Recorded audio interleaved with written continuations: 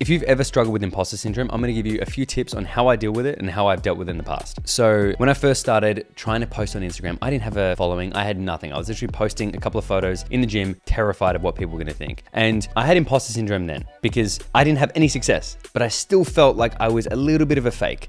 Now, if you don't know what imposter syndrome is, it's kind of that feeling when you feel like you don't deserve anything, you're not a success of yourself, people are going to find out you're a fraud and it's all going to be over, like you're an imposter. This tends to come with some levels of success. I felt the first inkling of it when I didn't even have any success. I felt this feeling of like, you shouldn't even be doing this because you suck. That's like where that came from. So maybe it wasn't really imposter syndrome, maybe it was just like negativity. But when I started to experience good things in my fitness and like social media and stuff like that, I attributed all of it to luck. And that's what I just thought, no one knows how lucky I am. That's what I kept thinking, like no one knows how lucky I am.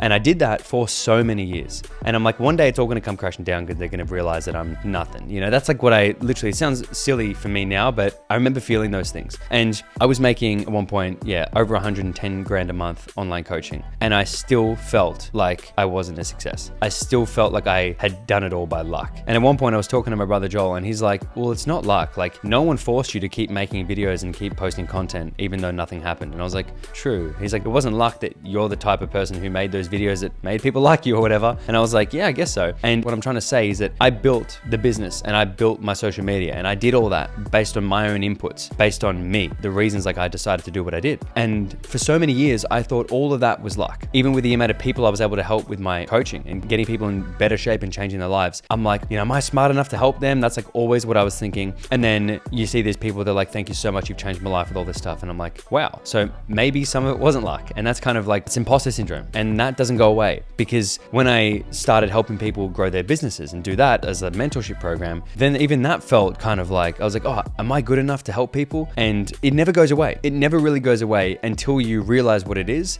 And now this feeling comes and goes sometimes, but I know the truth and now I can deal with it a lot more because I'm like, that's just that shit talking and like keep it down. And I'm aware of it. I know that's not real. I know it's kind of like my mind playing tricks sometimes. So this does happen at all levels, right? But I think the more successful you get, the easier it is to deal with because you've got more evidence and more proof that you are who you say you are, I suppose. But even still, with all the evidence, I never looked at it and I would always attribute it to something else. So I want to give you a couple of strategies that might make it a little bit easier for you if you're experiencing this stuff. Before you do, hit that subscribe button below. That would be greatly appreciated. Now, the first tip is to be aware that you're not alone. Now, I think this helps. This helped me at least to know that I think over 70% of people struggle with imposter syndrome. So even knowing that you're not the only one, it makes you feel less alone and it makes it feel less personal. Like it's not just like your problem. It's very, very common. The second tip is kind of based off that and let's talk about it.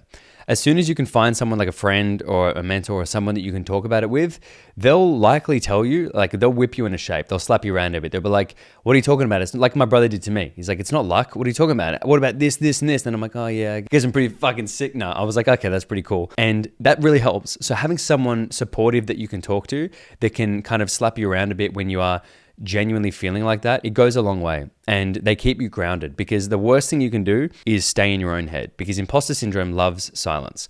And if you stay in your own head and just ruminate and just think and talk down and it'll just continue. It just gets worse and worse and you're going to feel worse and worse. So get it out into the world and verbalize it. Tell people and you'll see that often what you're thinking and fearing is not true at all. Pause the video one sec. I just want to give a quick shout out to the Social Blueprint, which is my company helping fitness coaches grow and scale their business. So if you are a fitness coach wanting to scale or maybe you wanting to get started as a fitness coach and don't know where to start, click the link below. You can get a free discovery call with one of my team that'll run you through how we can help. Best case, you can chat about working with us. Worst case, you will just get an actionable game plan of just a couple of things to do by yourself in the meantime. Book in, I'll see you there and back to the video. The next tip that helped me was to own your wins. So one way of dealing with imposter syndrome is to realize that your wins are yours. Like embrace them, own them, celebrate them. Don't think that they're just because of, that's just because of one lucky thing. Oh, that's just because I had a good day then. Oh, that's because of this. That's because of he did that. Like own your wins just like you might be ready to own your failures or own your wins like you blame failures on someone else. Like wins are really important. I've said this heaps of times. They'll help you create momentum and they help you feel capable and they help you learn as well.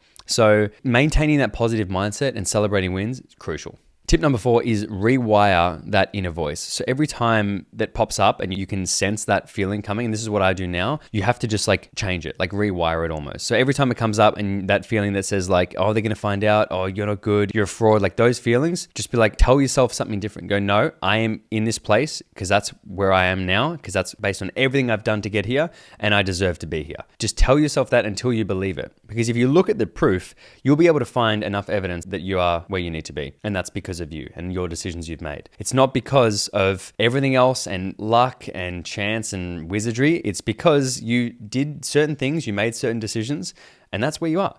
It may be something that's more blessed because you may not have had to work for it as much as someone else has, but still, it is what it is. So accept it and own that, right? And don't let yourself get trapped into that negative self-talk. I always talk about this. Speak to yourself with compassion and speak to yourself more, even on a neutral ground. Like be neutral. You don't even have to be like over the top, like compassionate and empathetic. Be neutral in the situation and don't be negative and don't beat yourself up because it doesn't do anything. Beating yourself up only makes you feel shit. And if you feel shit, you're going to perform worse and everything's going to get worse. So if you want to think about what's going to make you operate in the best like state possible, and that's when you feel good.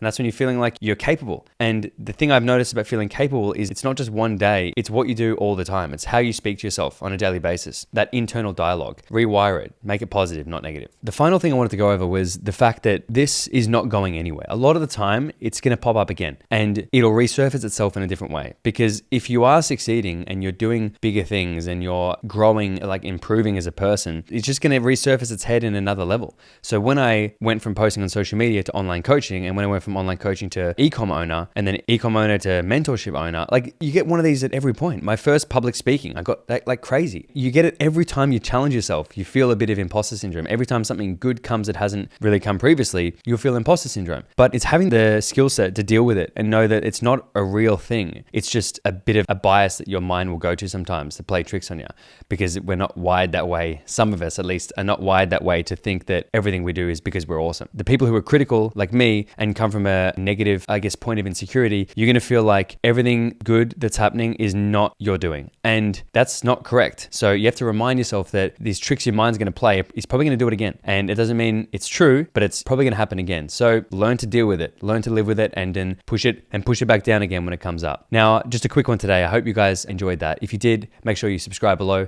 Give it 5 stars if you're listening on Apple or podcasts or wherever you are. And let me know in the comments what resonated or your story on this or what helped you as well. Because like I said, this is just my experience. This is just what has helped me. I can't speak for everyone. So I'd love to hear you guys on what has helped you. Just drop it down in the YouTube comments below and I'm going to have a read. So see you in the next video. Thanks, guys.